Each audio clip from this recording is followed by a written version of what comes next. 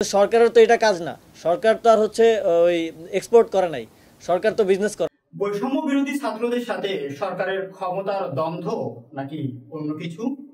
নতুন সরকার গঠনের 3 মাস পর আন্দোলনের নেতৃত্ব দেওয়া বৈষম্য বিরোধী ছাত্র আন্দোলন ও অন্তর্বর্তীকালীন সরকারের মধ্যে এক ধরনের বিরোধপূর্ণ সম্পর্ক দেখা যাচ্ছে।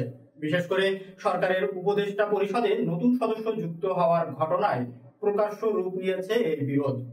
এর বিরুদ্ধে বিক্ষোভ কর্মসূচি এর পাশাপাশি বৈষম্য বিরোধী ছাত্র আন্দোলনের অনেকেই ফেসবুকে প্রোফাইলের ছবি লাল করেও প্রতিবাদ জানাতে দেখা গেছে। যে শিক্ষার্থীদের সমর্থন নিয়ে অন্তর্বর্তীকালীন সরকার গঠন হলো, তারাই কেন প্রতিবাদ করছে? শুধু কি উপদেষ্টা পরিষদ গঠন নাকি ক্ষমতা কেন্দ্রিক দ্বন্দ্ব আছে, সেই প্রশ্ন সামনে আসছে। জবাবে বৈষম্য বিরোধী ছাত্র আন্দোলনের সংগঠকরা বলছেন, উপদেষ্টা নিয়োগ সহ অন্তর্বর্তীকালীন সরকারের বেশ কিছু কার্যক্রম নিয়ে তাদের কাছেও প্রশ্ন রয়েছে। সংগঠনটির আহ্বায়ক হাসনাত আব্দুল্লাহ বলছেন, বর্তমানে এই সরকারের বিভিন্ন ধরনের সিদ্ধান্ত নেওয়ার প্রক্রিয়া নিয়ে আমাদের যথেষ্ট সন্দেহ রয়েছে। সেই সাথে তাদের কিছু কিছু কাজ জন আকাঙ্ক্ষার প্রতিফলন না থাকায় আমরা প্রতিবাদ জানাচ্ছি। নতুন উপদেষ্টা নিয়োগ ইস্যুর আগে রাষ্ট্রপতি মোহাম্মদ শাহাবুদ্দিনের পদত্যাগ, সংবিধান বাতিল সহ বৈষম্য বিরোধী ছাত্র আন্দোলন বেশ কিছু দাবি তুললেও সেসব দাবিও বাস্তবায়ন হয়নি। এরপর থেকে অন্তর্বর্তীকালীন সরকারের সাথে কিছুটা দূরত্ব দেখা গেছে বৈষম্য বিরোধী ছাত্রদের। অন্তর্বর্তীকালীন সরকারের উপদেষ্টা ও সরকারে থাকা বৈষম্য বিরোধী ছাত্রদের প্রতিনিধি আসিফ মাহমুদ অবশ্য এই বিরোধের কথা অস্বীকার করেননি। উপদেষ্টা মিস্টার মাহমুদ বলছেন, আমি মনে করি না সরকার আর ছাত্রদের মধ্যে ক্ষমতার দ্বন্দ্ব আছে। নতুন উপদেষ্টারা অন্তর্ভুক্ত করা নিয়ে বৈষম্য বিরোধী ছাত্র আন্দোলনের প্রক্রিয়া ও প্রতিক্রিয়া জানিয়েছে। কেন এমন হচ্ছে এটা আমরা নিজেরাও বোঝার চেষ্টা করছি। রাজনৈতিক বিশ্লেষকরা মনে করছেন, সরকারে থাকা ছাত্র প্রতিনিধিদের সাথে বৈষম্য বিরোধী ছাত্র আন্দোলনের মাঠের নেতাদের কোনো না কোনো কারণে দূরত্ব তৈরি হয়েছে, যেখান থেকে হয়তো বিরোধের বিষয়টি প্রকাশ্যে আসছে। দায়িত্ব গ্রহণের 3 মাস পর গত রবিবার অধ্যাপক ইউনূসের অন্তর্বর্তীকালীন সরকারের নতুন করে আরো 3 জনকে উপদেষ্টা করা হয়। প্রধান উপদেষ্টার বিশেষ সহকারী মাহফুজ আলম ছাড়াও এদিন উপদেষ্টা হিসাবে শপথ নেন ব্যবসায়ী শেখ বশিরউদ্দিন ও চলচ্চিত্র নির্মাতা মোস্তফা সারোয়ার ফারুকী। মিস্টার বশিরউদ্দিন ও মিস্টার ফারুকী উপদেষ্টা নিয়োগ নিয়ে বরাবরই রাত থেকেই সামাজিক যোগাযোগ মাধ্যমে এক ধরনের বিতর্ক দেখা যায়। ফেসবুক পোস্টে কেউ কেউ অভিযোগ করেন, নতুন ওই 2 উপদেষ্টা বিগত আওয়ামী লীগ সরকারের অনুগত। ছাত্র জনতার অংশীদারিত্ববিহীন সিদ্ধান্তে উপদেষ্টা নিয়োগ হয়েছে এমন দাবি করে সোমবার ঢাকা বিশ্ববিদ্যালয়ের রাজু ভাস্কর্যে পদদেশে বিক্ষোভ করে বৈষম্য বিরোধী ছাত্র আন্দোলন। রাতে ফেসবুক প্রোফাইল লাল করে বৈষম্য বিরোধী ছাত্র আন্দোলনের আহ্বায়ক হাসনাত আব্দুল্লাহ লেখেন, সাইদ ওয়াসি মুগ্ধ, শেষ হয়নি যুদ্ধ। এইভাবে প্রোফাইল ছবি লাল করে পোস্ট দেন সংগঠনের সদস্য সচিব আরিফ সোহেল সহ বৈষম্য বিরোধী ছাত্র আন্দোলনের সংগঠক ও অনলাইন অ্যাক্টিভিস্টদের অনেকেই। বৈষম্য বিরোধী ছাত্র আন্দোলনের আহ্বায়ক মিস্টার আব্দুল্লাহ তিনি বলছেন, এটা হচ্ছে এক ধরনের বিপ্লব। যতদিন পর্যন্ত না আমরা অনুভব করব রাষ্ট্রীয় সবখানে এটার প্রতিফলন ঘটছে, ততদিন পর্যন্ত এটা চলবে। তবে তিনি জানান, লাল প্রোফাইলে এই প্রতিবাদ ব্যক্তিগত জায়গা থেকেই করেছেন। এর আগে ছাত্র জনতার আন্দোলনে উত্তাল সময়ে গত 30শে জুলাই সামাজিক যোগাযোগ মাধ্যমে অনেকেই লাল প্রোফাইল ছবি আপলোড করে আওয়ামী লীগ সরকারের বিরুদ্ধে প্রতিবাদ জানিয়েছিল। রবিবার উপদেষ্টা পরিষদের নতুন 2 জন সদস্য নিয়োগ নিয়ে সরকারের সিদ্ধান্তে প্রকাশ্য বিরোধিতা করে বৈষম্য বিরোধী ছাত্র আন্দোলন ও সংগঠনের আহ্বায়ক হাসনাত আব্দুল্লাহ। তিনি বলছেন, গণ অভ্যুত্থানের সাথে যাদের কোনো ধরনের সংশ্লিষ্টতা নেই, যারা আওয়ামী লীগ সরকারের সুবিধাভোগী, তাদেরকে কিসের ভিত্তিতে তারা উপদেষ্টা হচ্ছে এটা আমরা জানতে চাই। তাদের মানদণ্ড কি সেটা নিয়ে আমাদের যথেষ্ট সন্দেহ তৈরি হচ্ছে।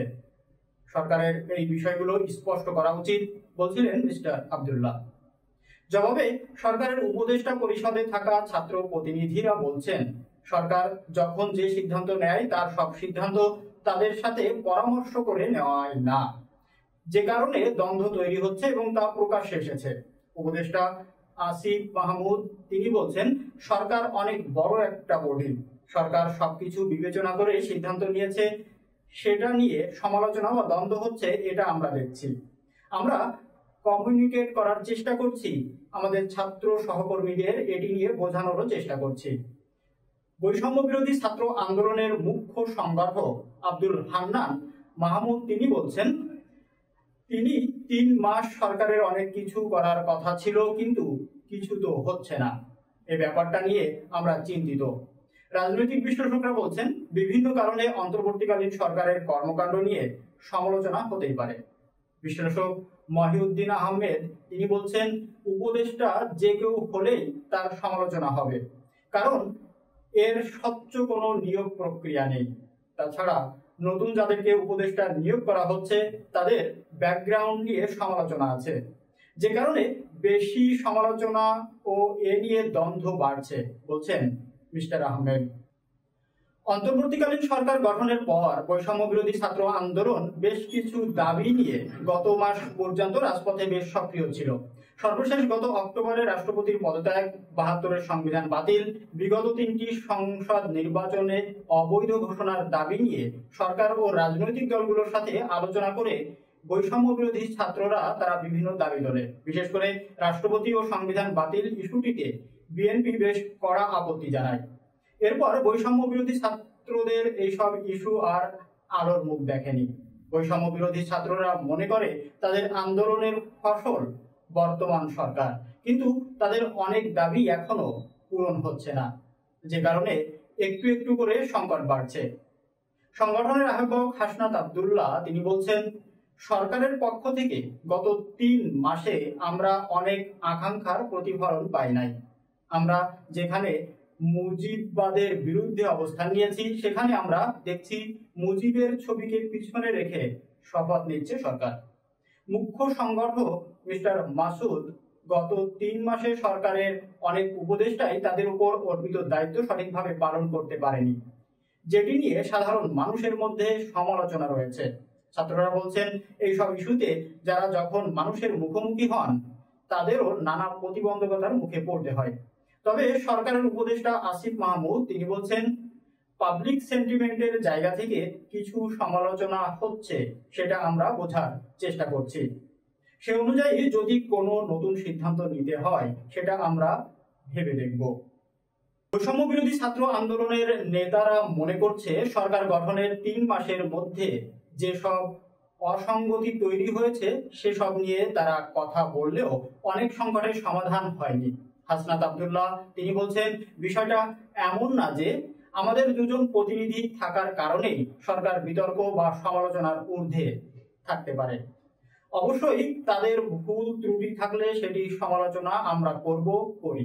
তিনি বলেন, কিন্তু আমরা সমালোচনা করি সেটা গণমাধ্যমে প্রকাশের মাধ্যমেই সরকার দেখে। বৈঠক করে আমরা সমস্যার কথা তুলে ধরি না। আন্দোলনের মুখ্য সংগঠক আব্দুল হান্নান তিনি বলছেন, এমন তো হওয়ার কথা ছিল না, কিন্তু হয়ে তো গেছে। এটা নিয়ে উপদেষ্টা পরিষদের সাথে কথা বলবো। প্রধান উপদেষ্টা দেশের বাইরে আসলে আমরা আলোচনা চাই। অবশ্যই সরকারও মনে করছে এই সংকটের সমাধান সম্ভব আলোচনার মাধ্যমে। অন্তর্বর্তীকালীন সরকারের উপদেষ্টা আসিফ মাহমুদ তিনি বলছেন, নতুন উপদেষ্টা হিসাবে যাদের নেওয়া হয়েছে তা নেওয়া হয়েছে সরকারের এফিসিয়েন্সি বাড়ানোর জন্য এবং সব সেক্টরে বেস্ট এক্সপার্টের নেওয়া হয়েছে। তারপরেও যেহেতু এটা নিয়ে সমালোচনা ও বৈষম্য বিরোধী ছাত্রদের ক্ষোভ বাড়ছে, সে কারণে এটি নিয়ে আলোচনা হতে পারে, বলছেন সরকারের এই উপদেষ্টা। মিস্টার মাসুদ তিনি বলছেন, আমরা সবার সাথে কমিউনিকেট ও যোগাযোগ করে এই যে বিরোধ দেখা যাচ্ছে তার সমাধান করার চেষ্টা করব।